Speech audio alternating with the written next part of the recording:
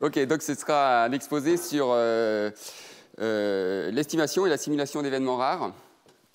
Et donc, de façon, je ne vais pas me focaliser sur une application en particulier, même si à la fin, je vais donner un exemple tiré de la dynamique moléculaire, mais donner les grandes idées et les algorithmes, ce qu'on s'est montré sur ces algorithmes d'un point de vue mathématique. Ok. Alors, la première partie, je vais me situer dans un contexte complètement informel, juste pour donner ces idées. Et je préciserai les choses au fur et à mesure d'exposer. 11h30, très bien. Alors, donc je considère une variable aléatoire x, disons sur R pour simplifier. Puis on va dire qu'elle a une densité. Et donc l'image qu'on a en tête, c'est tout simplement une brave densité comme ça. Donc ça, c'est f de x. Et puis, on se fixe un réel Q, connu, fixé. Et le but est d'estimer la probabilité P que x soit supérieur à Q. Okay, donc que je peux écrire l'intégrale de Q à l'infini de T. Ok, donc j'ai un Q ici, et je vais estimer cette probabilité-là. Donc dit comme ça, c'est très simple. Alors les contraintes sont les suivantes. D'abord, cette probabilité P, elle est strictement positive, mais très petite. Donc disons par exemple inférieure à 10-6. Deuxième contrainte, ma densité, en fait, même si j'ai une formule dessus, en fait, je peux faire aucune intégration numérique. D'accord ? Alors pourquoi, par exemple, un cadre dans lequel tout tombe à l'eau, c'est si x, comment je l'obtiens en disant que x, c'est la transformée d'une variable aléatoire y, et y, elle, vit dans RD. Et phi, c'est une fonction boîte noire qui va donc de RD dans R. Et c'est par exemple le résultat d'un code de calcul très compliqué, etc. Okay, donc même si cet événement ici il est très simple, eh bien, pour y, trouver la zone, enfin même l'intégration numérique pour trouver cette intégrale-là, je me ramènerai à une intégrale sur y qui deviendrait très compliquée. Donc j'oublie les techniques d'intégration numérique. Par contre, ce que je sais faire, c'est on sait simuler suivant x.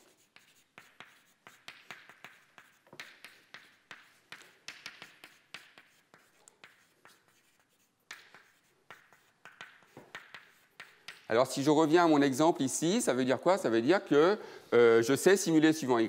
Par exemple, y a elle-même une densité sur RD. Et puis ensuite, pour toute petite y que j'aurais simulée, je saurais, via phi, obtenir phi de y. D'accord? Donc, je me place dans ce cadre-ci. Et puis, juste pour bien préciser mon propos, ici, donc on va vouloir estimer P. D'accord? Et on a beau se dire, oui, mais P est tout petit, on n'a qu'à dire que c'est 0. Pas du tout, quoi. Parce qu'en général, donc dans les multiples cadres d'application de ce genre de problème, d'estimation d'événements rares, P a beau être très faible, ça correspond typiquement à un événement catastrophique. Donc pensez sûreté nucléaire, où vous allez vouloir confiner votre centrale de façon à ce qu'il n'y ait pas trop de radiation. Pensez sûreté aérienne, où vous allez devoir dimensionner des couloirs de telle sorte que la probabilité que deux avions se retrouvent dans le même couloir soit extrêmement faible. Il y a de multiples applications, et donc 10-6, ce n'est pas 10-9, ce n'est pas 10-12, 10-6, c'est 10-6. Okay, donc on va vouloir estimer 10-6 et rester avec une précision qui est de l'ordre de 10-6 si l'événement qu'on veut estimer est effectivement de cet ordre-là. D'accord ?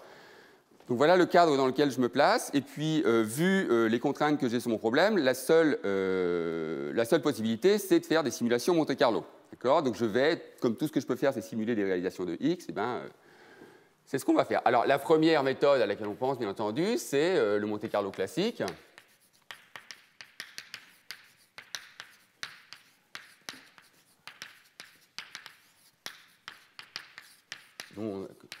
Qu'on appelle Crude Monte Carlo en anglais. Et en quoi ça consiste? Tout simplement, je vais simuler des points, comme je sais faire, un échantillon de taille n suivant la loi de x. D'accord? Donc ici, j'ai un point xi. Ici, j'ai la taille de mon échantillon, n points. OK? Donc je fais ça de façon guidée, suivant la loi de X, suivant mu.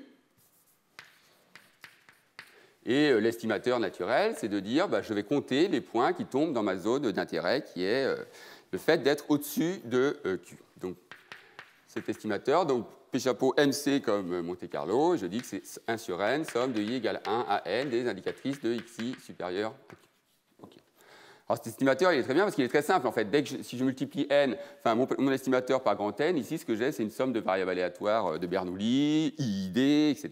Donc ça veut dire que n fois cet estimateur suit tout simplement une loi binomiale de paramètres grand N et P qui est la probabilité cible que je veux estimer.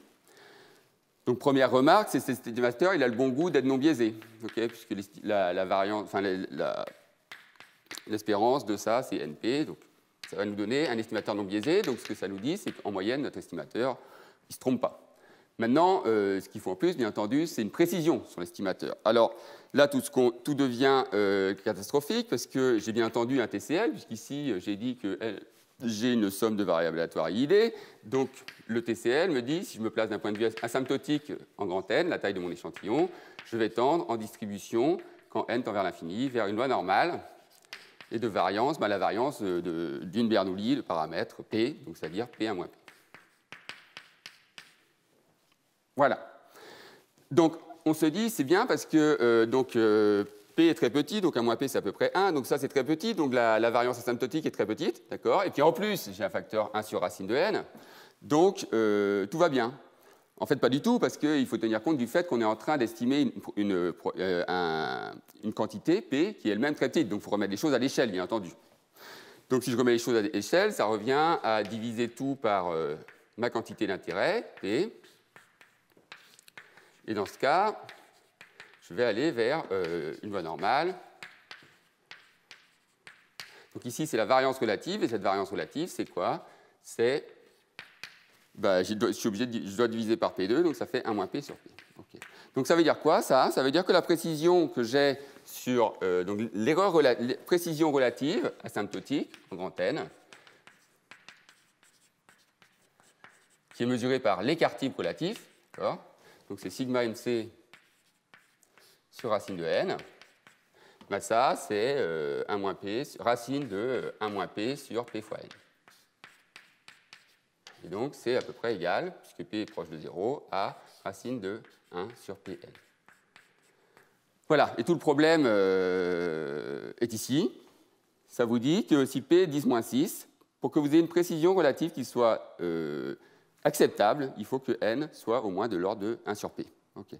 Et bien entendu, il n'y a aucune surprise là-dedans, puisque ça vous dit que si vous simulez un échantillon suivant la loi de X et que vous voulez observer, estimer, donc au moins observer cet événement, et ben, il va falloir, s'il a une probabilité 10-6, d'avoir un échantillon de taille au moins 1 million. Okay. Voilà.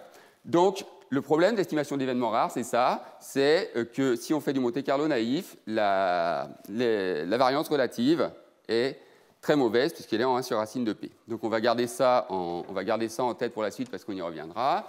Donc la variance relative, sigma MC, c'est P sur... c'est 1 moins P sur P. C'est racine de 1 moins P sur P. Donc si je mets au carré... OK. Bon, donc, une fois qu'on a dit ça, on va faire ce qu'on fait toujours en méthode Monte Carlo, c'est-à-dire on va devoir appliquer des méthodes de réduction de variance, c'est-à-dire qu'on veut trouver une méthode pour laquelle, si on a un TCL, comme ça, un résultat de normalité asymptotique, la variance asymptotique soit bien plus petite que sigma NC, c'est-à-dire concrètement qu'on n'aura pas à simuler un échantillon de taille n de l'ordre de 1 sur p. Okay.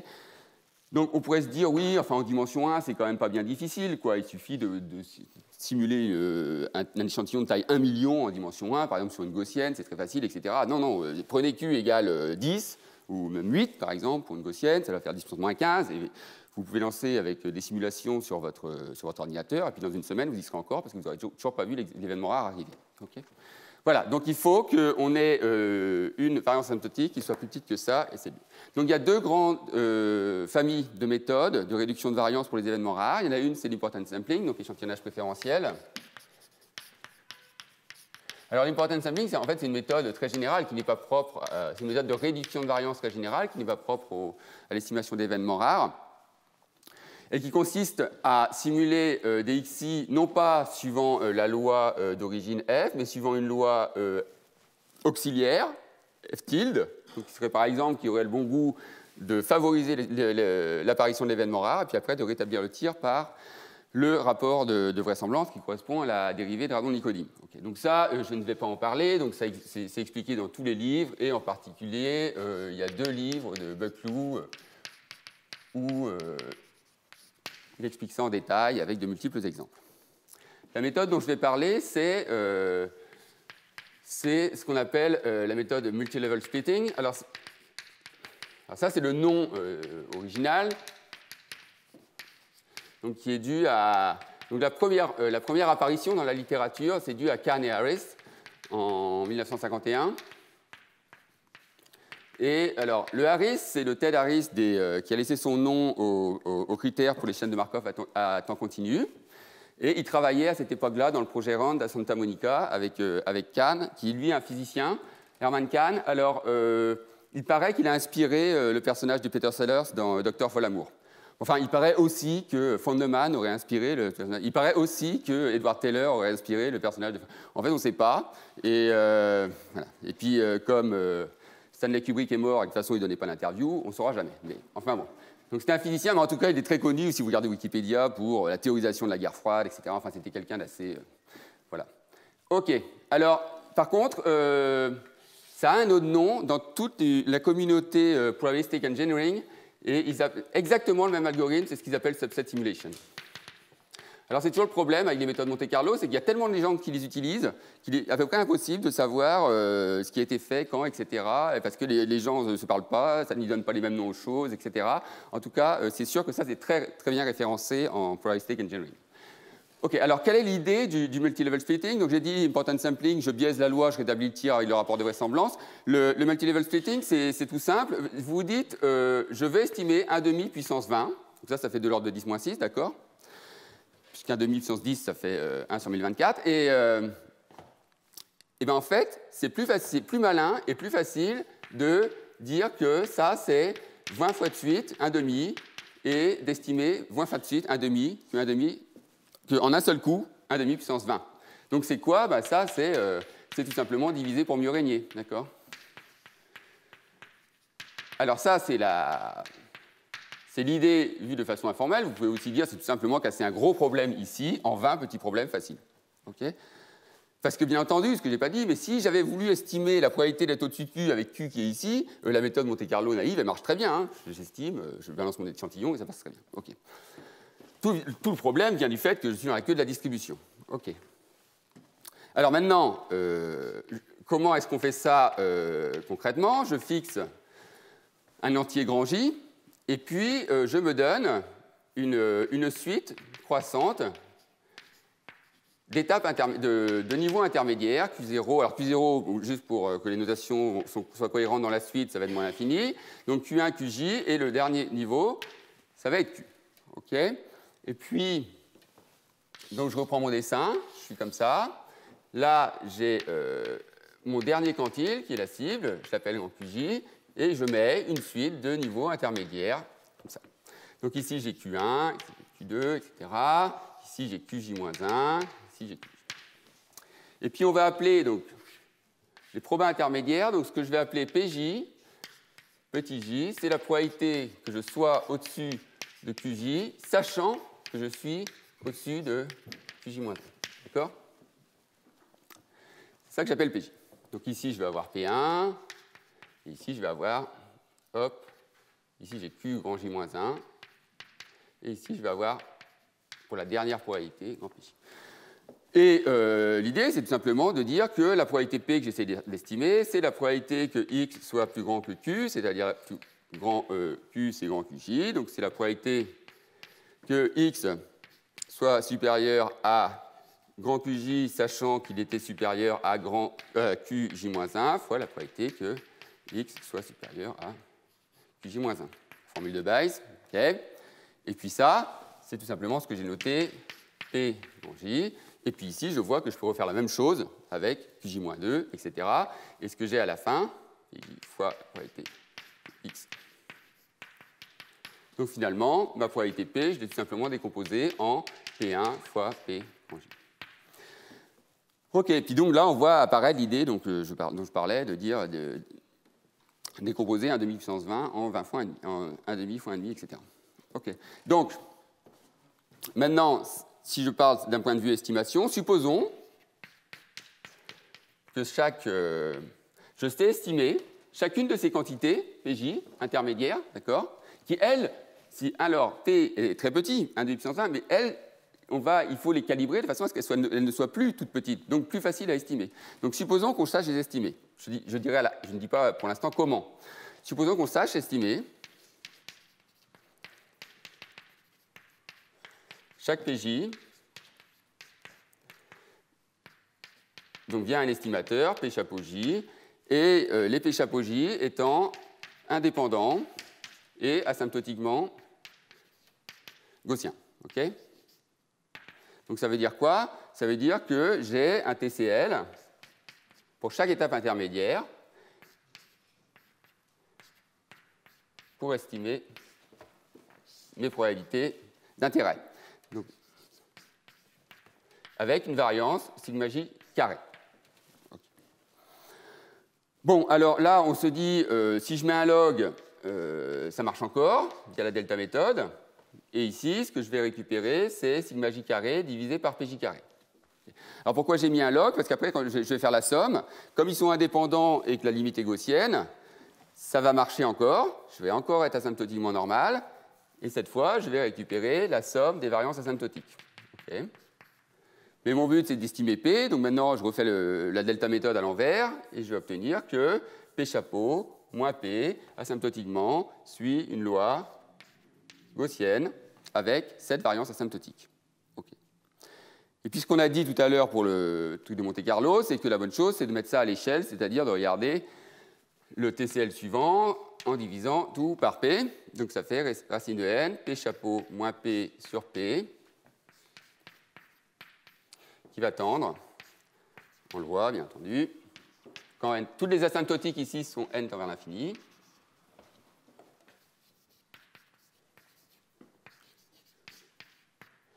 vers une variance sigma 2 qui est égale à la somme des variances relatives. Donc en fait, ça, c'est un résultat général qui vous dit que quand vous êtes en train d'estimer un produit de variables aléatoires, si elles sont indépendantes, la variance relative du produit, c'est la somme des variances relatives des variables intermédiaires. OK. Bon, alors si on veut être encore plus précis, on se dit, ce sigma j, qu'est-ce qu'on peut en dire de plus? Alors, on peut repartir sur notre histoire de Monte-Carlo naïf, parce que maintenant, cette fois, les probabilités intermédiaires PJ, elles, ne sont plus supposées être petites. D'accord? Alors, si je fais un zoom sur l'une des étapes, donc une étape générique, J, je suis comme ça, donc j'ai QJ-1, ici QJ, là, j'ai ma distribution, OK, f de x.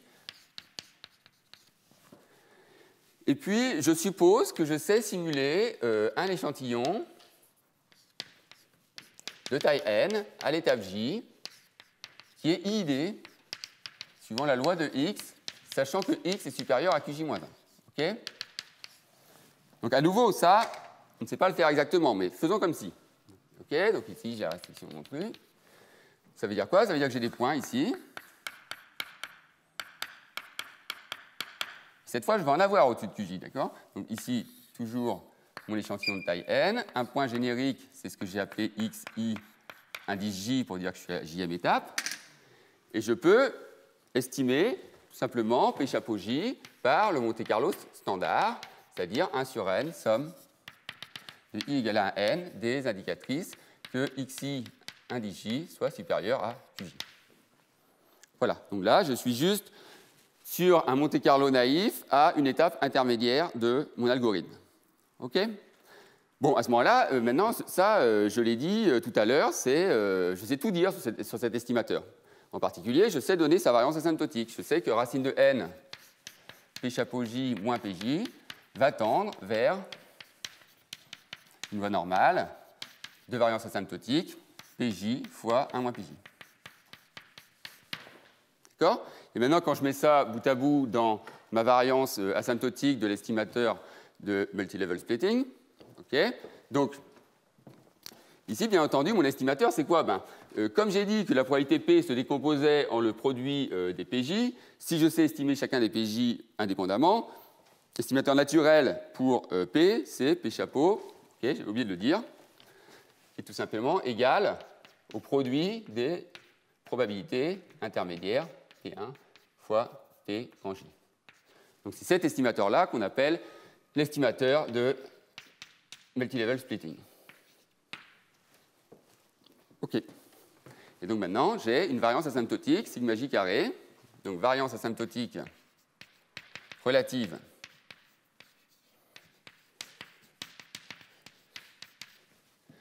de l'estimateur P chapeau. C'est quoi? C'est sigma 2 égale la somme des 1 moins PJ sur PJ. OK. Donc une question naturelle, c'est de se dire, pour l'instant, on a juste dit, on s'est fixé un nombre d'étapes intermédiaires, okay, et on s'est donc une suite de niveaux, une séquence de niveaux, Q1, QJ croissante, et auxquelles sont associées des probabilités. Je sais estimer ces probabilités. Si je sais estimer ces probabilités, à ce moment-là, la variance asymptotique relative finale, c'est ça. Donc on peut se dire, oui, mais comment, grand J étant donné, comment est-ce que je fixe, quelle est la meilleure façon de fixer cette séquence de niveaux? En termes de précision de l'estimateur, on va vouloir minimiser ce sigma 2. Donc on va chercher l'argmin sur P1, P grand J de la somme P1 moins PJ sur PJ sous la contrainte que, bien entendu, les PJ ne peuvent pas être n'importe comment, leur produit doit être égal à P. Okay, donc j'ai un problème d'optimisation sous contrainte élémentaire. Et on trouve tout de suite que la meilleure chose à faire, c'est d'équilibrer les probabilités. C'est-à-dire prendre P1 égale P grand J, et égal à quoi? Comme j'ai cette contrainte, ça va être égal à P à la puissance 1 sur J. D'accord? Donc je vais l'appeler ça P0. Et ça revient à dire que le nombre d'étapes J, c'est log de P sur log de P0. Donc ce que je suis en train de dire, c'est qu'ici, la meilleure chose à faire, ce serait de mettre toujours la même probabilité de succès d'une étape à l'autre. Okay. Alors bien entendu, tout ça, c'est impossible à faire, en pratique. Parce que si on savait faire ce genre de choses, ça voulait dire qu'on connaît suffisamment la loi pour pouvoir fixer des niveaux et à chaque fois avoir des probabilités associées qui sont exactement ce qu'on veut. Mais à ce moment-là, estimer la probabilité P, on saurait aussi le faire. D'accord? C'est une vue de l'esprit, mais qui va nous guider vers des algorithmes pertinents. Alors ça, c'était pour, si je dis, je fixe le nombre de niveaux en J, et je regarde la variance asymptotique qui en résulte. Et maintenant, je me dis, oui, mais si je ne me fixe plus grand J, qu'est-ce que j'ai de mieux à faire? Est-ce qu'il vaut mieux prendre J, le nombre d'étapes intermédiaires, grand ou petit? Alors, bon, on se dit si le nombre d'étapes intermédiaires J est 1, cas extrême, on retombe sur exactement P0 égale P, et donc on retombe sur le Monte Carlo naïf. D'accord? Donc J égale 1, ça c'est le Monte Carlo naïf, et puis on récupère sigma MC qui est donné ici. Donc ça n'a aucun intérêt. Okay. Est-ce qu'il faut prendre J grand? Est-ce qu'il faut prendre un J intermédiaire? Est-ce qu'il y a un J optimal, etc.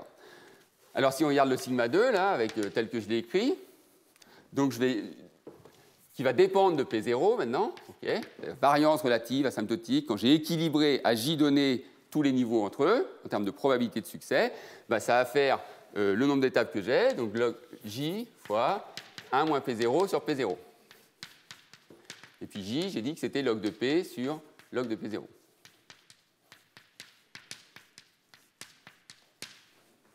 Bien, donc on se dit, comment est-ce qu'il faut choisir P0 pour avoir la variance la plus petite possible? Donc je sais que si je prends P0 égale P, ça revient à faire une étape. Okay, donc ici, j'ai P0. Le plus petit que je peux prendre, c'est P. Et à ce moment-là, la variance relative asymptotique que j'obtiens, c'est 1 moins P sur P, comme on l'a vu au début. Okay, Et si je trace sigma 2 de P0, ben en fait, j'ai une fonction décroissante. Donc ici, ce que j'ai, c'est le Monte-Carlo classique. Ça nous dit que, en fait, ce qu'on a mis à faire, c'est de faire le plus d'étapes possible. Et ici, en fait, on a la forme explicite, c'est de regarder la limite quand P0 tend vers 1 de cette quantité. Donc le log de P, il ne bouge pas, lui, il tend vers 1, et puis ici, le rapport tend vers moins 1. Donc on obtient une variance relative asymptotique optimale, qui est moins log P. Donc on garde cette variance, donc on peut l'appeler sigma 2 idéal, si on veut, utopique, qui serait le mieux qu'on puisse faire avec une méthode multiniveau en termes de variance asymptotique. Alors, pour donner un ordre de grandeur, hein, j'ai dit que je suis en train de faire des méthodes de réduction de variance. Si je prends P qui est égal à 10-9, d'accord, un événement qui a une chance sur 1 milliard d'arriver, que je l'estime avec un Monte-Carlo naïf, d'accord, 1 moins P sur P, donc sigma 2 Monte-Carlo naïf, 1 moins P sur P, bon, bah ça fait à peu près 10 puissance 9, ok. Alors que si je savais faire un estimateur de multilevel splitting idéal, j'obtiendrais moins log P, et moins log P, c'est à peu près 20. Donc, effectivement, on a réduit la variance, drastiquement. Donc, voilà, alors maintenant, je n'ai pas dit comment on pouvait faire ça. Donc, je vais juste te donner une idée rapide. Dans le cas où ici, comme ici, on est dans un cadre où les xi sont des variables aléatoires, éventuellement elles-mêmes issues de vecteurs aléatoires y dans un espace de dimension grande. Je vais juste expliquer la première étape. Parce que bien entendu, le problème là-dedans, bon, il y a deux problèmes. J'ai dit, supposons qu'à chaque étape, je sais simuler des variables aléatoires pour un niveau fixé qui soit IID au-dessus de ce niveau. Et deuxième problème, c'est, j'ai dit que ce qu'on avait de mieux à faire, c'était d'équilibrer les niveaux en termes de probabilité de succès. Alors les deux problèmes peuvent se régler de la même façon, alors au moins de façon approchée.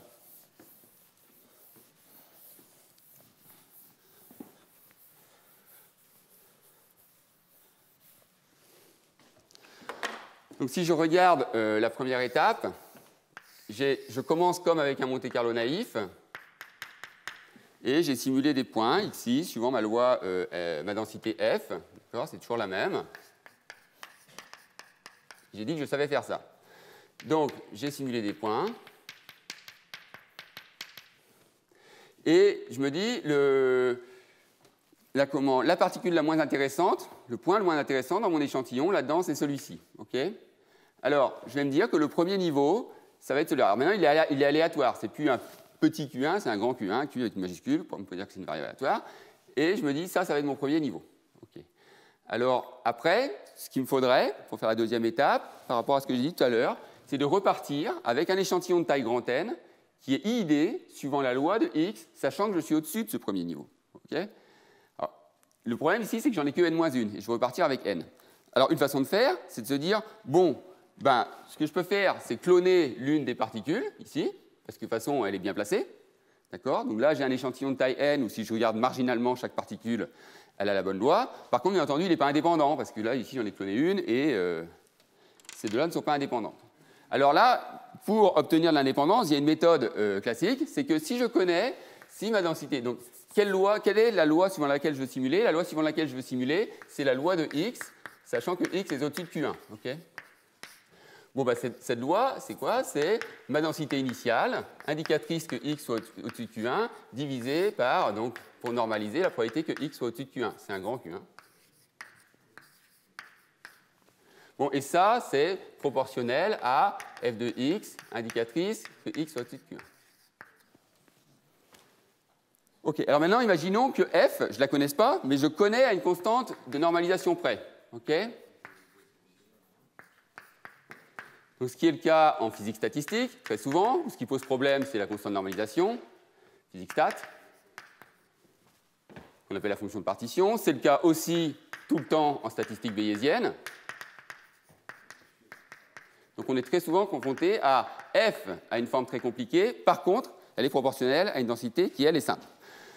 OK. Ou bien, quand je reviens à mon exemple où y égale g de x, phi de x, je peux ne connaître y, la densité y, qu'à une constante de normalisation près. C'est pareil. Parce que dans ce cas-là, ce que je peux faire, c'est une méthode de type MCMC, donc Monte Carlo par chaîne de Markov. Par exemple, Metropolis Hastings.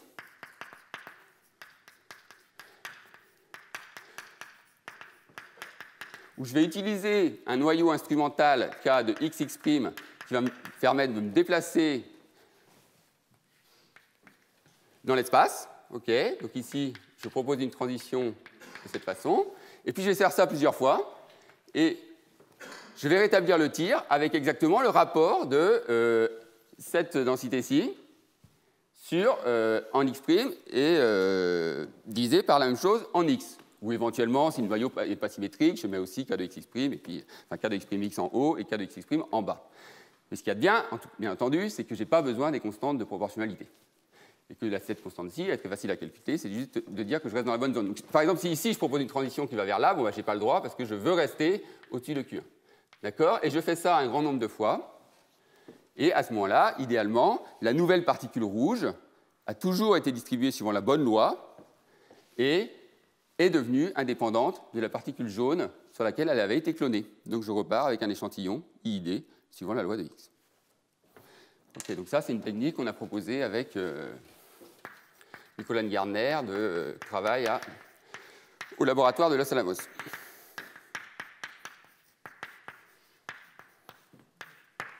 Bien, alors maintenant, je vais passer à la mise en pratique de cette idée, mais dans un cadre processus. Okay. Donc, s'il y a des questions, c'est la première sur cette première partie. Oui. Dans beaucoup d'applications que je connais, il y a de multiples applications à cette thématique. P, le problème est légèrement différent. C'est-à-dire, on veut être sûr que P est en dessous d'une valeur de référence. Parce qu'on veut affirmer la sûreté d'un mécanisme. Ce n'est pas exactement la même chose de calculer P ou de vérifier que P est plus petit qu'une valeur. Donc c'est le problème dual. C'est je me fixe une probabilité P que je ne dois pas dépasser et je vais chercher le quantile Q tel que, enfin le Q ici, tel que, ou le mettre pour que la probabilité. Et c'est effectivement très souvent sous cette forme que, notamment dans toutes les histoires de normes, par exemple, où on va dire ce truc-là ne doit pas arriver avec une probabilité supérieure à 10-12, à 10-9, etc. Donc cet algorithme-là permet aussi de le faire, puisque je me fixe des trucs intermédiaires, et en fait, l'estimateur que je vais proposer, à chaque fois, c'est le produit des probas, et dès que mon produit de probas passe en dessous du seuil que je me suis fixé, par exemple 10-12, je dis, ah ben le dernier quantile auquel je me suis fixé, c'est un bon estimateur du quantile idéal qu'il me faudrait. Deuxième question, en termes de découpage, donc je comprends bien l'idée du multilevel. Ouais. Il y a peut-être d'autres découpages qui sont possibles. Oui. Jouer sur des tirages indépendants de X, regarder des max, des sommes, des choses comme ça. Ouais. Alors, ça revient un peu au même, mais pas tout à fait. Non, pas tout à fait. Donc, si vous voulez, sur ces histoires-là, on a commencé par se focaliser sur le cadre le plus simple, parce qu'il y avait déjà pas énormément de résultats théoriques. Donc, oui, quand je dis que ça date de Kahn et Harris, 1951, en fait, ensuite, il y a eu un blackout pendant ces revenus sur le devant de la scène, ce genre de technique, dans les années 90, parce qu'il y a un algorithme en télécom qui s'appelle Restart, et où il voulait dimensionner des tailles de centres de télécom pour pas qu'il y ait de saturation dans les réseaux. Et bon, cet algorithme était très difficile à analyser. Puis là, il y a des gens qui se sont dit, ah mais ça ressemble à une idée qu'il y a eu en transmission de particules, un article de Kahn et Harris, et c'est là qu'on a recommencé à étudier ces choses-là. Et donc, d'un point de vue théorique, il y a aussi un lien avec les processus de Galton, etc. Donc, on a juste analysé pour l'instant le processus de... Par exemple, est-ce que quand si je dis y égale phi de x, là, où donc le x est juste le résultat, est-ce que utiliser les niveaux de la fonction phi, parce que c'est ça qu'on va faire finalement, quand on transforme y en x via phi, est-ce que c'est la meilleure chose à faire? Est-ce qu'il ne serait pas plus rapide de trouver une autre fonction phi pour créer des niveaux intermédiaires? Donc tout ça, c'est des questions, il y a plein de questions, effectivement, qui restent ouvertes sur ce problème-là. Je signale une application qui est quand même relativement importante sur tous les lanceurs spatiaux. Quand on doit assurer que Ariane 5 va une échec est inférieure, je ne me rappelle plus si c'est de l'ordre de 10-9. Et donc il y a tout un tas de simulations qui sont faites suivant les phases de vol où on accumule. Et donc d'une certaine manière aussi, on est en train de faire un découpage, on fait un découpage souvent de vol, et ils ont d'énormes problèmes à cause de la méconnaissance sur les phénomènes d'indépendance. Donc, donc, je veux dire, on peut aller infiniment compliqué dans les applications. Ouais. Alors en fait, mes collègues à Rennes ont commencé à s'intéresser à ces histoires sur des... Je conclue là-dessus, mais ils ont besoin d'aide dans ce secteur de... Oui, et donc il y a eu un projet européen et justement ces histoires de sûreté aérienne. Donc là, c'était des vols où ils voulaient dimensionner les couloirs, etc. Et les collègues de Rennes ont commencé à travailler sur ces algorithmes à cette époque-là, justement. Donc c'était une motivation, effectivement, pratique. Voilà. C'est bon ? Voilà, processus. Alors, et d'ailleurs, ça va être lié à la remarque qui vient juste d'être faite. Donc, Donc, l'exemple d'application va être issu de la dynamique moléculaire. Donc, la dynamique moléculaire, dit simplement, c'est des méthodes Monte-Carlo pour la physique, la chimie, la biologie, etc., les matériaux. Et donc, je ne vais pas présenter du tout le domaine. Je vais juste renvoyer à...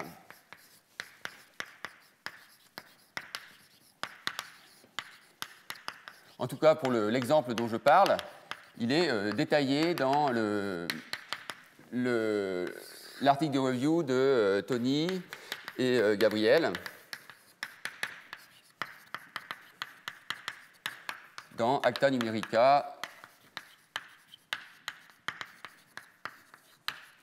en 2016. Donc, je me place dans un cadre vraiment très, très spécifique. Donc, je vais prendre une dynamique Langevin suramorti. Okay, donc V, c'est une fonction potentielle, une fonction énergie, et à laquelle donc je regarde son gradient et à laquelle s'ajoute un bruit gaussien. Okay, je pars d'une condition initiale déterministe. Donc tout ça vit dans RD. Okay.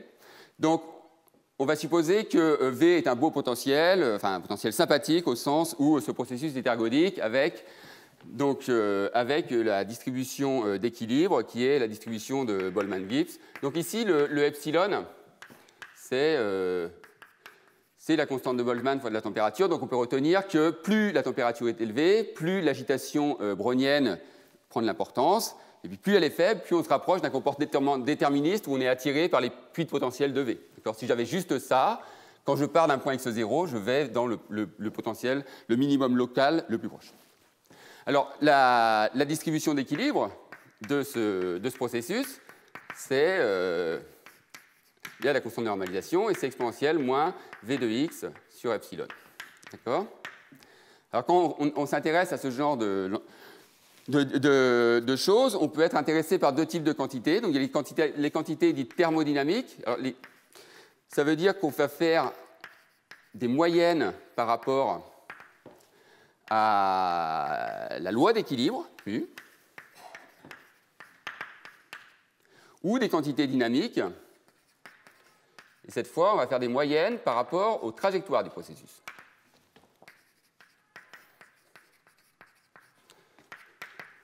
Par rapport aux trajectoires xt.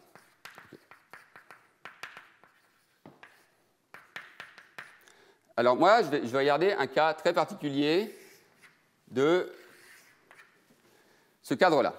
Alors, quand on veut faire des moyennes par rapport à mu, il existe beaucoup de méthodes, de type important sampling notamment, où on va tricher, on ne va pas simuler suivant cette dynamique-là, mais suivant une autre, de façon à faire apparaître l'événement qui nous intéresse, bien explorer le paysage d'énergie donné par mu, c'est-à-dire par V en fait. Okay. De toute façon, que l'on s'intéresse à l'un ou à l'autre, le problème est toujours le même. L'un des problèmes est toujours le même, c'est que c'est celui de la métastabilité. Alors, qu'est-ce que la métastabilité ? C'est dire en fait que mu V a de multiples minima locaux et que en fait, la loi, le xt, à l'équilibre, il reste coincé dans ces minima locaux et il reste coincé d'autant plus longtemps que la température est faible, ce qui se reflète ici sur la loi d'équilibre. Okay. Alors ça, c'est... Si on fait un exemple en dimension 1, donc avec le potentiel classique double puits, x4 sur 4 moins x2 sur 2. Donc, mon potentiel à cette aide-là. Donc il a un premier minimum en -1, un deuxième en +1, etc. Disons que je prends une condition initiale x0 proche de -1, et ce qui va se passer, une réalisation, une trajectoire typique de mon processus. Donc ici, je mets le temps, ici, je mets mon processus, donc ici -1, ici +1, et je pars de x0, et ce qui va se passer, notamment à température faible, c'est que je vais rester, bien entendu, je suis attiré par -1 parce que c'est le gradient qui prend la commande. D'accord? Donc en fait, je vais rester comme ça un certain temps, grenouiller autour du premier truc, et au bout d'un moment, je vais réussir à m'en extraire, passer autour de +1, et je vais rester un temps très long, etc. Alors ce temps très long, en fait, on sait ce que c'est. Hein, c'est exactement, par la loi d'Arrhenius ou de Ring-Kramers, c'est exactement, s'ils appellent ça la hauteur de la barrière d'énergie que je dois franchir, c'est exactement le temps que j'ai ici. Il est en exponentielle de delta V sur epsilon. Donc ce que je disais, plus la température est faible, et puis on va devoir attendre. Okay. Donc là, bien entendu, c'est caricatural, on n'a que 2 minima, mais imaginez un paysage d'énergie avec beaucoup de minima. Il faut, si on veut faire des moyennes par rapport à mu, qu'on réussisse à explorer tous ces minima, et donc il va falloir attendre un temps très long. Alors, il faut comprendre que le xt, si on le simule, c'est typiquement avec des pas dt ici, qui sont de l'ordre de la femtoseconde, quoi, 10-15. Et que dans ce cas-là, ici, c'est de l'ordre de 10-3 ou 10-6. Alors, si vous pensez à une molécule, par exemple, et vous regardez passer d'un minimum à un autre, c'est un changement de conformation, ça veut dire qu'à l'échelle macroscopique, ce changement de conformation, il n'est pas rare, 10-3, 10-6, mais par contre, à l'échelle où on fait la simulation, il est extrêmement rare. Okay. Donc, l'événement rare, c'est ça, c'est de réussir à passer d'un puits à un autre. Okay. Alors, si je fais un dessin en dimension 2, et c'est sur le cadre dans lequel je vais rester, parce que c'est plus facile pour expliquer l'algorithme.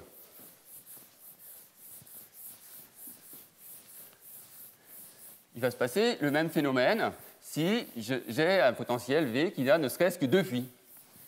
Donc je dis que j'ai un premier puits potentiel A ici, un deuxième B là, j'ai mes lignes de niveau de V.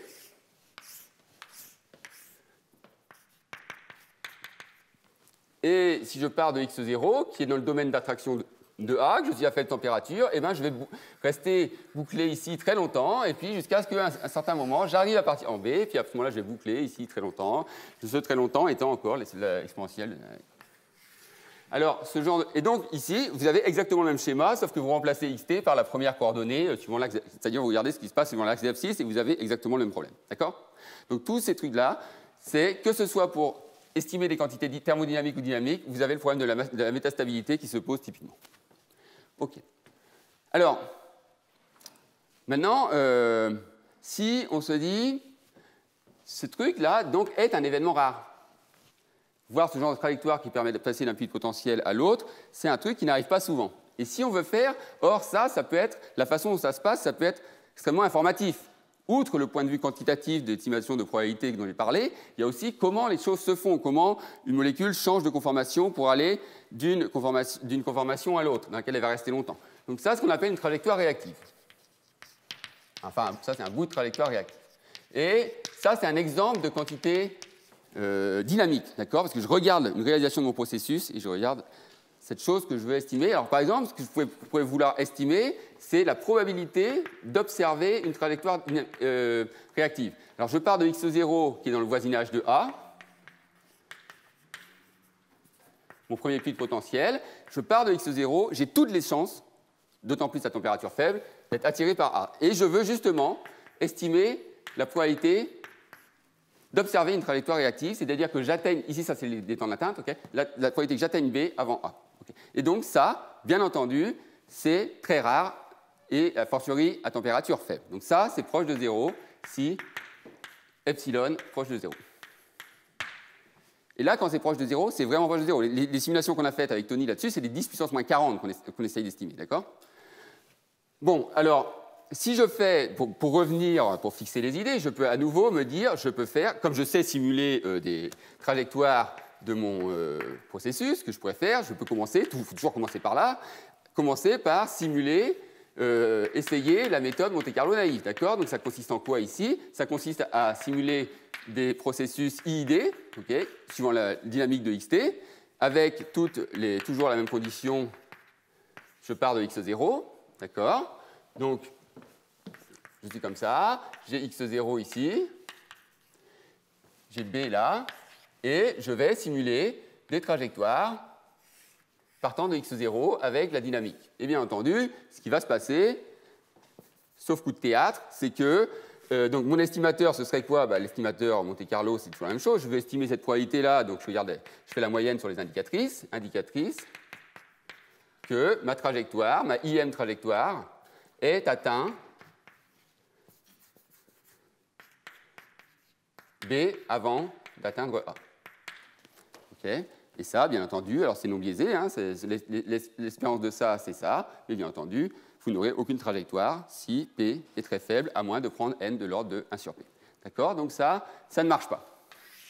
Donc l'algorithme qu'on a proposé dans ce cadre-là, dit Adaptive Multilevel Splitting. Donc adaptif parce que les niveaux, on va les fixer via l'ensemble de trajectoires qu'on est en train de créer, et non a priori, comme dans le cadre que j'ai présenté en première partie, eh bien, va consister à utiliser ce qu'on appelle une coordonnée de réaction. D'accord? Donc, je vais me donner une fonction xi de RD dans R, assez régulière, et telle que A soit contenu en dessous de 0 pour xi. De façon arbitraire, je prends xi de x0 égale 0, et B va être contenu va être au-dessus de 1 pour le niveau. Alors pour simplifier les notations dans toute la suite, je vais prendre B égale xi supérieur à 1 pour la suite. Donc ça veut dire quoi? Ça veut dire que ici, j'ai par exemple ici la ligne de niveau 0 pour xi. Ici, j'ai la ligne de niveau 1, puis je vais dire que B, c'est ça. Et ici, j'ai une ligne de niveau générique, xi égale S. Okay. Donc en fait, xi, c'est quoi? C'est un guide qui vous dit, si vous voulez aller de A vers B, il faut suivre les lignes de niveau croissante pour xi. Okay. Alors je ne dis pas, donc bien entendu, il y a plein de fonctions qui vont vérifier ce genre de choses, je ne dis pas laquelle je prends, quelle est l'optimale, etc. Et puis on en discute ensuite. Ok, alors, on suppose pour l'instant que cette coordonnée de réaction xi est donnée, et comment fonctionne l'algorithme? Alors, la première étape, c'est exactement la même que pour Monte Carlo naïf. C'est-à-dire que je simule des trajectoires. Ici, j'ai xi égale 0. Je simule des trajectoires qui partent de x0 et je les arrête quand elles touchent A ou quand elles touchent B. D'accord? Parce que je vous rappelle que tout ce qui nous intéresse, c'est ça. Donc, j'ai une première trajectoire, donc disons que j'en fais 3, caricaturellement. En simu, il faut prendre n égale 100 ou n égale 1000.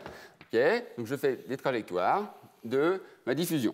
Okay. Pour ces trajectoires, je me dis, la plus intéressante, donc je regarde pour chaque trajectoire le maximum qui a été atteint par rapport à la coordonnée de réaction xi que je me suis donnée. Okay. Donc ici, je me dis, j'ordonne cet échantillon de suprêmum, et je me dis, la trajectoire la moins intéressante, c'est celle-ci. Elle a atteint un niveau S1. Okay. Les deux autres sont plus intéressantes. Donc je vais effacer cette première trajectoire. Je vais juste garder en tête le niveau S1. Et une autre chose, c'est les autres trajectoires, où est-ce qu'elles ont franchi, pour la première fois, le niveau S1. Donc il y a ici et ici. Et je tire l'une des deux autres trajectoires au hasard, d'accord, de façon uniforme, et je vais venir brancher ma nouvelle trajectoire sur l'une des deux, au hasard. Et je repars avec ma dynamique gradient. Okay, donc je fais ça, et je repars avec ma dynamique gradient, et j'obtiens un nouveau bout de trajectoire, et puis comme j'ai une diffusion, je suis sûr que je vais passer au moins ce niveau S1. Peut-être pas de beaucoup, mais je vais le passer. OK. Et alors à ce moment-là, je reprends le sup de cette nouvelle trajectoire, et je dis, très bien, je refais la même tambouille, c'est-à-dire je dis, lequel est le moins intéressant? Le moins intéressant, cette fois-ci, c'est celle-là. Okay. Donc j'appelle ça le niveau S2. Très bien, je fais disparaître cette trajectoire, et je me retrouve à nouveau avec deux trajectoires, et je garde le point où elles ont franchi, en sortant, pour la première fois, ce niveau S2, ici et là. Et je rebranche au hasard sur l'une des deux, et je continue comme ça. Et jusqu'à quand je continue? Jusqu'à une étape S grand J. Alors attention, maintenant tout est devenu aléatoire, hein, parce que tout a été donné, fixés au fil du temps par les trajectoires que j'ai simulées. Donc ici, S1 est aléatoire, S2 est aléatoire, et le SJ est aléatoire. Et comment je définis J? Je définis J comme le sup des étapes où le niveau SJ reste inférieur à 1. Okay, alors ça veut dire quoi? Ça veut dire qu'ici, donc ici j'ai xi égale 1. Ici, j'ai réussi comme ça à aller progressivement vers la droite. Et j'ai une trajectoire qui a réussi à aller jusque-là, mais qui est repartie, et qui est revenue en A. Et puis par contre, les deux autres, ça s'est bien passé. Elles ont réussi à atteindre le but qui est xi supérieur ou égal à 1. Donc, ce que j'ai fait toujours la même chose. J'ai tué celle-ci, je suis venu rebrancher sur une autre, et elle a réussi à revenir. Alors ici, ce J, là, qui est le nombre d'étapes de mon algorithme, on voit que c'est une variable aléatoire à valeur dans grand N. Voilà. Okay. Donc, on a réussi à simuler un ensemble de n trajectoires qui sont non indépendantes, mais qui ont toutes réussi à atteindre B avant A. Donc, des trajectoires réactives. Alors, par rapport au problème initial qui est de se dire, mais comment est-ce que je peux estimer maintenant ma proba qui était la probabilité d'observer une trajectoire réactive? Ben, je me dis, toujours par la règle de Bayes, la probabilité que j'atteigne 1 avant de retourner en A, c'est déjà la probabilité d'atteindre SJ avant de retourner en A, fois la probabilité d'atteindre 1 avant A, sachant que j'ai atteint SJ. Et là, on se dit, ben, des trajectoires qui ont réussi à atteindre 1 avant A, sachant que j'ai atteint SJ, ben, il y en avait n, et il y en a n-1 qui sont arrivées, parce que celle-là, il n'y est pas arrivée. Donc on se dit, le facteur multiplicatif, c'est n-1 sur n. 1-1 sur n. Et ça, je l'ai fait combien de fois? Ben, je l'ai fait grand J fois. Donc par la règle de Bayes, l'estimateur naturel, qui est un estimateur de type multilevel splitting, mais cette fois c'est adaptive multilevel splitting, puisque j'ai fixé mes niveaux au fil de l'eau, ça va être 1 moins 1 sur n puissance J. Donc c'est ça l'estimateur adaptive multilevel splitting dans la variante où on ne tue qu'une trajectoire à chaque fois. Ok, donc je rappelle que ici, ça c'est aléatoire. Et puis ça, par contre, c'est fixé. Hein. C'est 100, etc. C'est vous qui le fixez au début de votre algorithme. OK. Alors, que peut-on dire de cet estimateur? Donc, il me faut introduire deux notations. Alors, donc je reprends mon dessin. Ici, j'ai A, ici, j'ai B. Et je vais considérer un niveau intermédiaire, xi égale S. Bien, je pars de x0. Et je sais que la probabilité d'atteindre ici 1 avant de toucher B avant A, c'est ce que j'ai appelé P, la probabilité d'observer une trajectoire réactive. Maintenant, je vais noter PS, la probabilité partant toujours de x0, d'atteindre le niveau S avant d'atteindre A. D'accord? Donc c'est une probabilité intermédiaire. S est entre 0 et 1. Okay.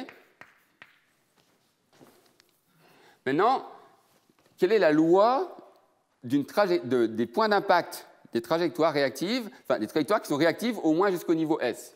Ben, c'est une loi sur la ligne de niveau S, et cette loi, je l'appelle état S. Okay. Donc, comment concrètement comprendre cette loi? Ben, vous partez de x0, vous simulez une trajectoire, et puis vous regardez parmi ces trajectoires uniquement celles qui ont réussi à atteindre le niveau S avant A. C'est une vue de l'esprit, c'est très dur à simuler, d'accord? Mais n'empêche, c'est une loi qui existe, okay, bon, sous réserve de xi assez régulière, etc., V aussi. Et voilà, donc j'appelle cette loi-là état S. Donc ça, c'est quoi? C'est la loi de x tau S, sachant tau S inférieur à tau A. OK. Donc par exemple,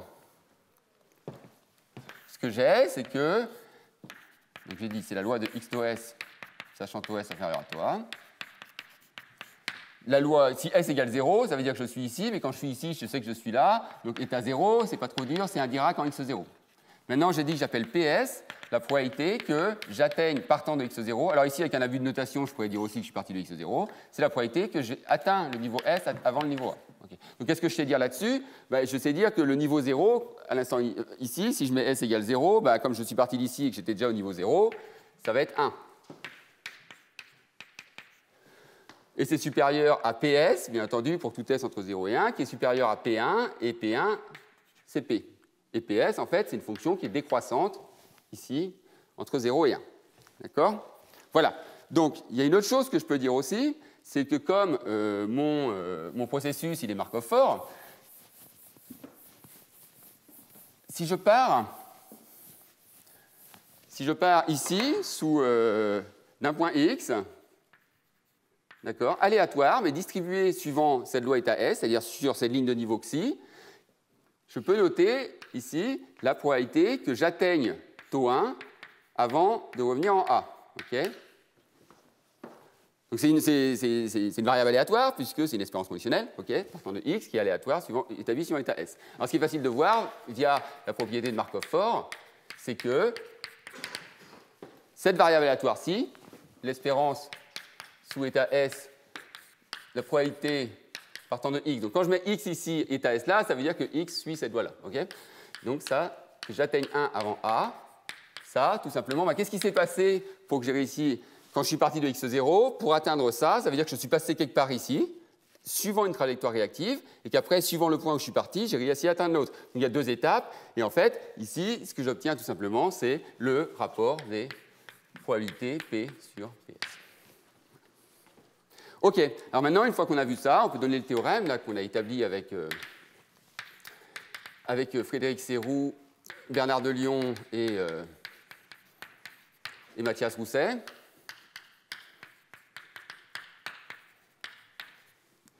Donc la première chose, c'est que notre estimateur P, là, donc on se souvient que la formule, c'est 1 moins 1 sur n, qui est très simple, 1 moins 1 sur n puissance j, il est non biaisé, c'est-à-dire que son espérance est égale à P, la probabilité cible, et il est asymptotiquement normal, avec le TCL suivant, racine de n, P chapeau moins P, tend en loi, quand n tend vers l'infini, vers une gaussienne de variance asymptotique sigma 2, et cette variance asymptotique, alors, si je divise par P ici, okay, ça va être moins log P, moins 2 fois, moins 2 sur P carré, intégrale de 0 à 1, de variance sous état S de la variable aléatoire dont j'ai parlé tout à l'heure, Px de taux 1 inférieur à taux A, intégré par rapport à PS dps. OK, donc la variance asymptotique, on voit qu'elle n'est pas complètement triviale. Donc je vous rappelle que PS est une fonction décroissante, donc ça c'est une intégrale de Schiff, et ça, moralement, c'est négatif. Donc ça c'est bien, vous avez ce terme-là, on retrouve le truc idéal dont j'ai parlé tout à l'heure, et puis un terme qui tient compte de quoi? Donc pourquoi intégrale de 0 à 1? Parce qu'on est en train, suivant notre plan de réaction, de se balader entre 0 et 1, on est en train de franchir tous les niveaux, et ça c'est un truc qui tient compte de la corrélation entre les trajectoires qu'on a créées en rebranchant à chaque fois sur les trucs qu'on a tués. Donc ça, c'est la covariance, car trajectoire non indépendante.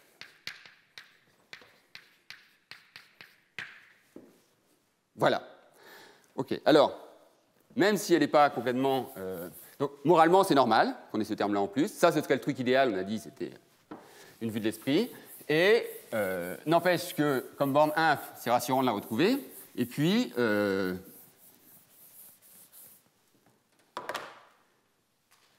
qu'est-ce qu'on peut dire de plus? Alors déjà, on peut quand même s'inquiéter un peu du nombre d'étapes qu'on va faire. Okay. Parce qu'à chaque fois, je ne tue qu'une trajectoire, etc. Je simule une particule. Donc, ce que nous dit quand même ce TCL, c'est que P chapeau, c'est P plus un grand OP de 1 sur racine de n. Okay, et puis, comme P, par ailleurs, c'est P chapeau, c'est 1 moins 1 sur n puissance J. J est le nombre d'étapes. Okay, on passe au log et on voit que J, ça va être moins n log P plus un grand OP de racine de n. Donc qu'est-ce que ça dit, ça? Ça dit que le nombre d'étapes, effectivement, il croît. Plus l'événement est rare, plus ça croît, mais simplement logarithmiquement. Et c'est ce qui fait le succès des méthodes multilevel splitting, c'est que vous ne vous croyez pas... Si la probabilité P décroît, la complexité de l'algorithme ne croît pas comme 1 sur P, elle croît que comme moins log de P. Okay, et puis, souvenez-vous, à demi-puissance 20, je ne fais que 20 étapes. Et linéairement en n, mais ça, toute méthode Monte-Carlo croît linéairement en n en termes de complexité. Alors, si on regarde vraiment le coût algorithmique, il faut tenir compte aussi du fait qu'on a trié les trajectoires. Vous souvenez-vous, au début, là, j'ai regardé quel était le maximum de mes trucs, etc. Donc, j'ai fait un tri rapide, etc. Et il est en moins n, log n, log t. Donc, voilà pour le coût de l'algorithme. Maintenant, pour ce qui est de ce que je peux dire de mieux sur mon algo, c'est quand j'ai réussi à tuer ce terme de variance. Okay. Quand est-ce que j'ai réussi à tuer ce terme de variance? Donc, je vous rappelle ici, je suis parti d'un point X et je regarde la probabilité que j'ai atteint B avant A. Okay. Donc ce truc, c'est une variable aléatoire. Okay. Je suis en train de regarder sa variance. Mais donc une variable aléatoire qui a valeur dans 0,1 parce que c'est une proba. Okay. Et par ailleurs, il y a une contrainte, c'est que sa moyenne est fixée. Sa moyenne, c'est P sur PS. Donc je suis en train de regarder une variable aléatoire à valeur dans 0,1 dont la moyenne est fixée et je me dis quel est le meilleur cas pour la variance, quel est le pire cas pour la variance. Donc le meilleur cas pour la variance, j'ai commencé par celui-là, c'est de dire que cette variance est 0, donc ce terme est tué, et je retrouve sigma 2 égale moins log P égale le sigma 2 idéal. À quelles conditions ça arrive? Ça arrive si, sur ma ligne de niveau X, j'ai toujours la même proba d'arriver. N'importe où je suis ici, j'ai toujours la même proba d'arriver là.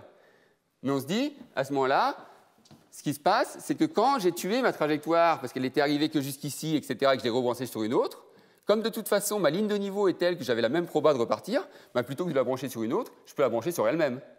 Et j'ai la même proba, et j'ai gardé les trajectoires indépendantes. Donc j'ai un estimateur Monte Carlo indépendant, donc je retrouve une variance de Monte Carlo indépendant. Ok, donc c'est pas étonnant que ça tue le terme de variance. Mais ça veut dire quoi? Ça veut dire que les lignes de niveau de Xi, la coordonnée de réaction, c'est les lignes de niveau de Xi étoile, et Xi étoile de X étant définie par la probabilité partant de X que taux 1 soit inférieur à taux A. Et alors celle-ci, elle est tellement connue qu'elle a un nom, et elle s'appelle la fonction Comitor. C'est le Graal dans ces problèmes d'estimation d'événements rares en dynamique moléculaire. Elle apparaît aussi quand on fait de l'important sampling en biaisant la dynamique du processus de façon à estimer des événements rares. Ok, et maintenant je reviens au pire cas. Donc le pire cas, j'ai dit, j'ai une variable aléatoire qui a des valeurs entre 0 et 1, sa moyenne est fixée. La pire variance, c'est bien connu, c'est celle qui va être si Px, cette variable aléatoire, que taux 1 soit inférieur à taux A, suit une loi de Bernoulli de paramètre P sur PS. Ok? Ça a la bonne espérance et ça a la pire variance. Et à ce moment-là, vous remplacez ici ce terme-là par P sur PS fois 1 moins P sur PS, donc la variance d'une Bernoulli, et vous faites le calcul, blablabla, et ça donne sigma 2 égale le cauchemar. Donc c'est plus log P, plus 2 fois P. Alors, ça va pas, plus 2 fois P sur 1 moins P sur P. Alors, bien entendu, 1 sur P est très grand, beaucoup plus grand que log de P, donc ça c'est à peu près 2 fois 1 moins P sur P. Mais 2 fois 1 moins P sur P, on le connaît, il n'est plus au tableau. Si, non, je l'ai effacé, c'est exactement 2 fois la variance relative d'une méthode Monte Carlo naïve. Donc, on en est au fait que si notre coordonnée de réaction est catastrophique, on a fait 2 fois pire que du Monte Carlo naïf. Okay. Donc on a fait un algorithme compliqué pour faire pire qu'un algorithme naïf. On a tout perdu. Okay. Ça n'arrive bien entendu que si votre coordonnée de réaction est extrêmement mauvaise. Okay. La coordonnée de réaction, ce n'est pas nous, matheux, qui la décidons, c'est l'homme de l'art, le chimiste, le physicien, qui va nous dire on sait que quand il y a une réaction, la réaction qui nous intéresse, elle se passe je peux voir comment elle se passe en suivant exactement cette fonction, cette coordonnée de réaction, etc. D'accord ? Ok, donc, je conclus maintenant en 5 minutes pour donner une idée de la preuve. Alors, la preuve est basée sur 2 idées. Donc, la première, c'est un lien avec ce qu'on appelle des systèmes de particules de type Fleming-Vio. Alors, qu'est-ce que sont... Alors, oublions pour l'instant toutes ces histoires de multilevel splitting, etc. L'algorithme de type Fleming-Vio, c'est un algorithme connu depuis longtemps. Okay, donc, je m'intéresse par exemple à une dynamique de population. Je pars d'un point x0, etc. Et je dis que quand je touche 0, ma population est éteinte et c'est le cimetière. D'accord ? Donc ça, c'est un processus que j'appelle YS. Donc c'est un processus Markov, mais avec extinction. Donc, vous pouvez penser dynamique des populations, vous pouvez penser à une particule qui se balade dans un endroit confiné, et puis dès qu'elle touche le bord, pouf, le processus est stoppé. Okay ? Et vous, votre problème, c'est de vous dire, je me fixe un grand T, un instant final donné, et je vais estimer la probabilité P que partant de x0, je sois encore vivant à l'instant grand t. D'accord? Dire que t est inférieur à taux delta. Okay? Vous voyez, ici, ce n'est pas le cas. Et ce truc devient très petit dès lors que mon instant final grand t, eh ben, il est très supérieur à l'espérance de ma durée de vie moyenne, si vous voulez. L'espérance ou x0 de taux delta. Donc là, on se dit, si je veux estimer ça, je suis à nouveau confronté à un algorithme d'événements rares. Alors les gens là-dedans, ils utilisent un algorithme depuis déjà 1996, enfin au moins, probablement bien avant, qui est de dire, bah, c'est très simple, je simule plusieurs trajectoires, comme ça, et puis dès qu'il y en a une qui meurt, ici, je vais la rebrancher sur une des deux autres, au hasard. Et je fais ça, paf, paf, paf. Donc chaque fois que je meurs, je me rebranche. Voilà. Hop, hop, hop, ici, il faut que je rebranche aussi. Et à la fin, je vais avoir exactement ce que j'appelais la état S, mais qui est maintenant état T, la loi de mon processus, d'accord, sachant que je suis encore vivant à la date T. Donc ça, ce serait l'équivalent de mon état T. Okay. Et comment j'estime la proba? Ben, je me dis, mais à chaque fois, j'ai une particule qui a été tuée et que j'ai rebranchée. Donc l'estimateur naturel de cette quantité-là, c'est P chapeau égale 1 moins 1 sur n puissance, le nombre de décès que j'ai connus sur la durée 0t. Et on se dit, c'est exactement la même tête que l'estimateur qu'on est en train de regarder. OK.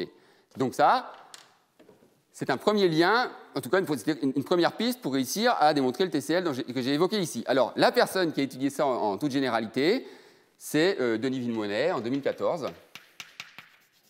Et parce que ce qu'il a regardé, c'est qu'il a introduit une martingale derrière cet objet-là, et il a montré que cette martingale, il a regardé la consistance en fait, de cette martingale, il a montré que c'était consistant, c'est-à-dire que P chapeau va bien vers P quand n tend vers l'infini. Okay. Et tout ce qu'il nous restait à faire, enfin restait avec des guillemets, c'est de montrer qu'on avait un TCL pour cette martingale. D'accord? Donc c'est ce qu'on a démontré, et donc le TCL pour Fleming-Viau, c'est le premier travail fait avec les mêmes auteurs rennais, donc Frédéric Serroux, Bernard de Lyon, Mathias Rousset et moi-même. OK, mais alors, on se dit, bon, ça ressemble beaucoup, parce qu'à chaque fois que quelqu'un meurt, je le rebranche sur tout. Mais nous, on n'a pas de mort dans le truc. Je vous rappelle qu'on a des trajectoires, on les arrête quand ils atteignent A ou B. Donc il faudrait un truc qui permette de vraiment recoller les morceaux. Alors ce qui permet de vraiment recoller les morceaux, c'est un outil qui a été introduit par Dinkin et Van der Baai en 1983, alors qui est complètement disparu des radars. Il est cité peut-être 12 fois sur Google Scholar.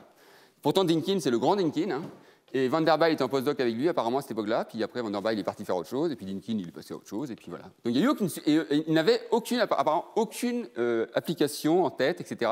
Ils l'ont juste introduit pour la beauté du geste, et c'est ce qu'ils ont appelé la stochastic wave, qui n'a d'ailleurs pas forcément un nom très heureux, parce qu'on pense onde aléatoire, etc. Donc on parle plutôt on propose d'appeler ça plutôt un processus indexé par son niveau. Alors on peut voir comme un changement de temps sur le processus initial. Donc maintenant, oubliez Fleming-Viau, revenez à ce que j'ai dit, AMS, un ensemble A, un ensemble B, j'ai une coordonnée de réaction, etc. D'accord? Donc j'ai un processus XT, j'ai une coordonnée de réaction de RD dans R. Et je vais introduire, à partir de xt, un autre processus, donc condition initiale la même que pour xt, y0. Et maintenant, pour tout s entre 0 et 1, je vais dire que ys, c'est x taux s si j'ai atteint le niveau s avant de tomber en A, et sinon, cimetière. Alors, avec un dessin, c'est très facile à comprendre. Je pars de x0. Ici, j'ai A. Souvenez-vous, mes lignes de niveau, c'est des lignes verticales. Et je regarde une trajectoire. Okay, donc, bien entendu, faire des diffusions à la main, c'est pas facile. Et donc, je caricature. Donc ici, je ne m'intéresse en fait qu'aux parties montantes par rapport à xi de ma trajectoire, etc. D'accord? Donc ici, je reviens ici. Là, je reviens là. Paf. Ici, je reviens ici, etc. Je reviens là. Et puis là, en fait, je vois que je ne suis pas allé plus haut. Et ensuite, j'ai atteint A. Donc, ce que je dis, c'est que ici, ensuite, je vais au cimetière. Ce processus-là, je l'appelle YS.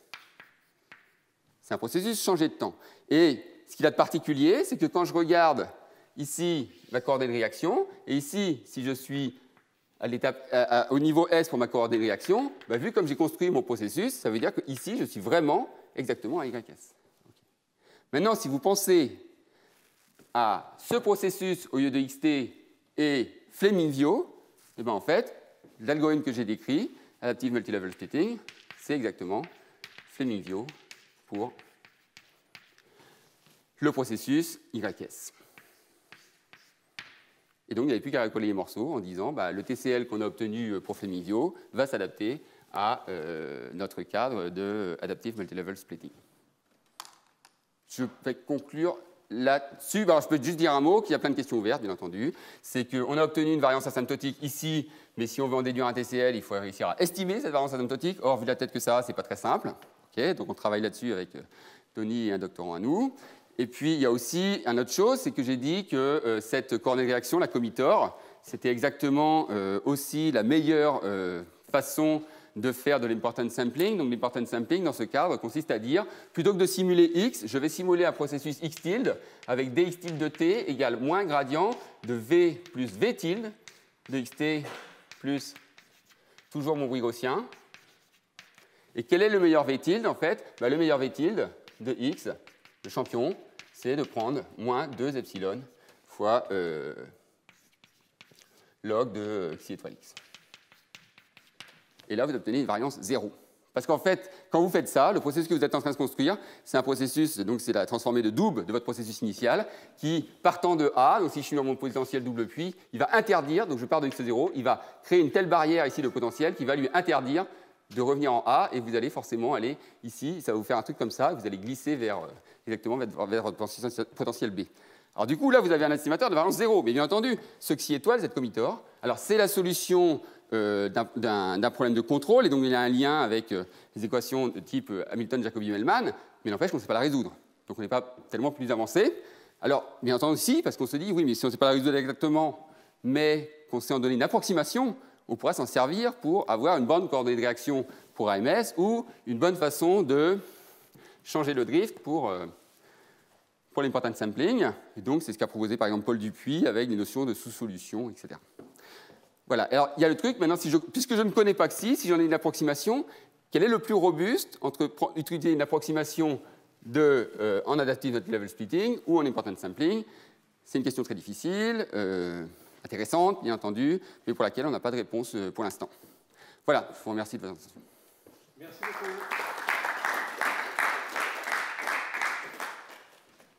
Questions, commentaires? Je n'avais jamais vu cette construction, je ne la connaissais pas, cette construction de Mikin. Ah ouais, non, mais personne... Ouais, ça devrait servir à plein de choses, en fait. Il y a des problèmes techniques pour construire quand même le processus. Oui, alors ce qu'ils ont démontré dans l'article, c'est que le processus quand XT est Markov for, YS reste Markov for, et si on a le générateur infinitésimal de XT, on peut avoir aussi celui de YS. On a une formule pour ça.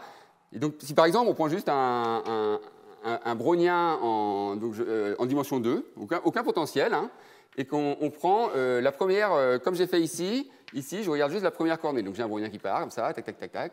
Et je regarde ce que ça donne, et bien ça donne un processus qui s'appelle le processus de Cauchy. Et donc en fait, forcément, comme c'est une diffusion, en fait, ce qu'on obtient, c'est une espèce de poussière, comme ça, mais qui saute tout le temps. Alors forcément qui monte avec le temps. Hein. Voilà, et qui saute tout le temps. C'est pour ça qu'ils ont appelé stochastic wave, parce qu'il y a un côté déterministe comme une vague qui avance, mais stochastique parce que l'endroit où on est sur la vague change tout le temps. Et on peut le définir pour n'importe quel processus, qu'on fait avec des processus avec SO au démarrage ou... Alors, donc il y a quand même des conditions de régularité sur XI par rapport au... Ok.